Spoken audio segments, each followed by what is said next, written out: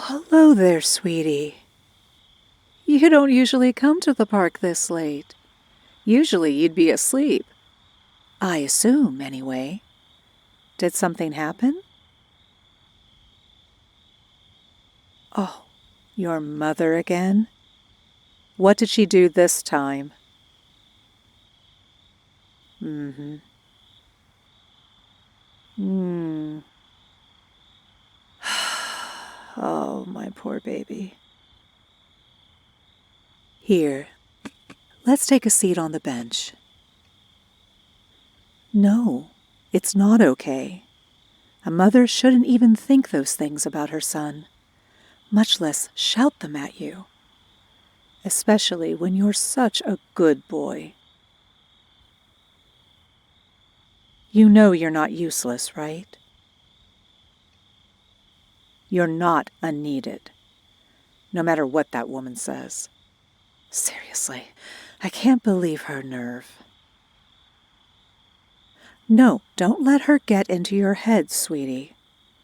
It's easy to look down on yourself, but through my eyes, I can see you for the wonderful person you are. You're very brave, you know. It takes a lot of courage and heart to talk to someone about your problems. You've told me so many things that are so difficult to say. All the things your mother does, the way she treats you. And sometimes you might not even be sure if she's the one in the wrong, because she can just get into your head that much and make you blame yourself. You have accomplished some very challenging things, and you don't give yourself enough credit for that. I mean, I was just a stranger in the park before you started confiding in me. Imagine how much courage that took to make yourself vulnerable to a stranger like that. But I'm glad. I'm glad you reached out to me. No, you're not a bother. You're not being a burden on me. I know you're not a kid. That doesn't mean you can't lean on me. Adults don't exactly tend to have all their stuff figured out either. If they did, your mother wouldn't verbally and emotionally abuse you like that. You're needed. You really are, sweetheart. For instance, I need you. I always look forward to getting to meet you in the park every day. It makes my day every day to see my good boy. I don't know what I'd do without you. You're an irreplaceable part of my life, and I don't know how your mother could think otherwise about you. I can't understand why she doesn't want you. I'd certainly want you if I were her. Listen, honey, it wasn't just a moment of anger or a moment of weakness or anything like that. It's not good to make excuses for her. That's just enabling her bad habits. If it was really just a moment of anger, then why does she treat you like that all the time? And besides, people show you who they really are when they're angry. They show you what they're really thinking because they lose their filter. It's easy, you know? It's easy to filter out all the nasty, uncivil thoughts when you're calm. But when you get angry, that all goes out the window and you show your true colors. And your mother has shown you the kind of person she really is many times by now. How many times have you complained to me about your mother doing things like this? It's a lot, right?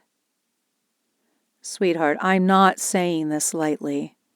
I'm really saying it for your own good when I say your mother is toxic. And you know what you have to do when you meet a toxic person, right? You have to cut them off. There's no use dealing with them.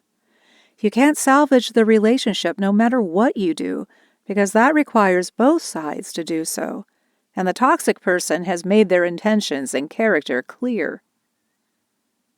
But it's okay. I know it can be painful to cut someone off like that, but it's not as much of a loss as it seems. because you can always form new relationships with people who treat you right. So if your mother doesn't want you, you just need to find someone who does. And you know, I want you. I want you very, very much. Hey, here's a funny thought. What if you really became my good boy? As in, what if I became your mother? Wouldn't that solve both our problems? Because you need a mother who acts like a mother, and I've already told you that I need you. You don't need to feel like a burden about it.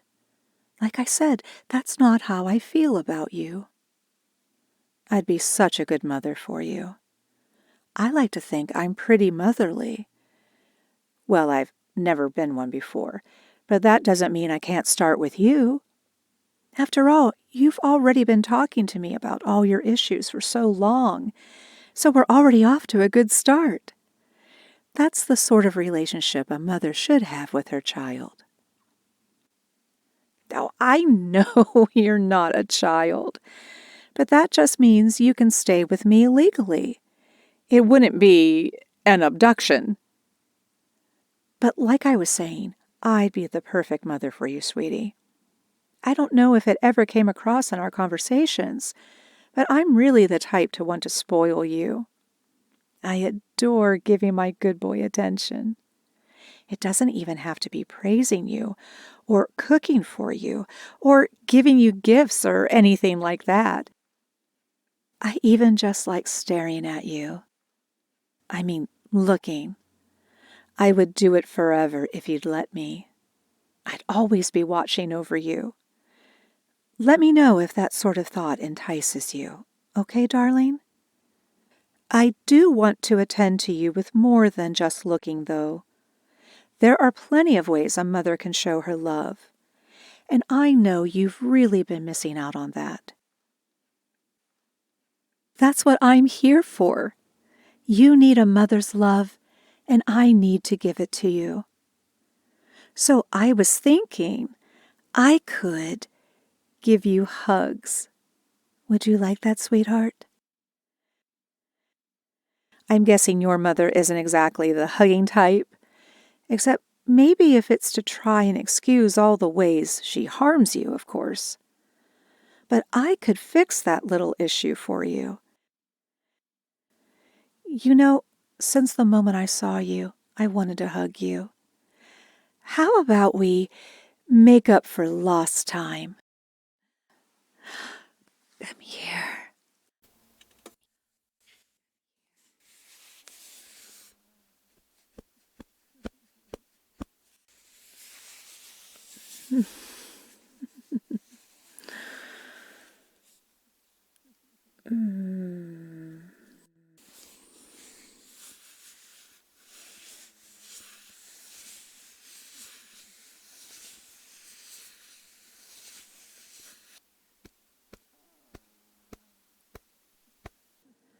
I wish this hug could last forever.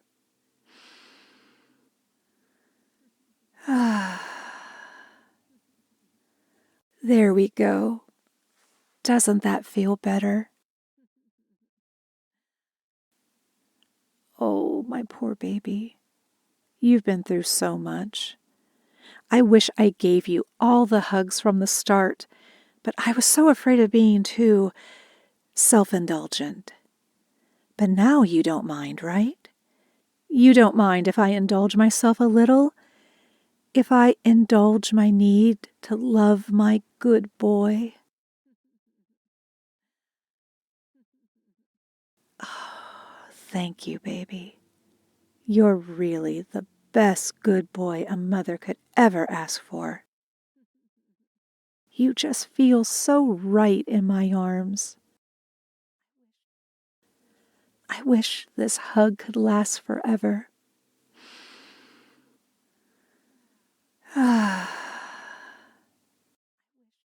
Oh, sorry. I hope I wasn't too tight.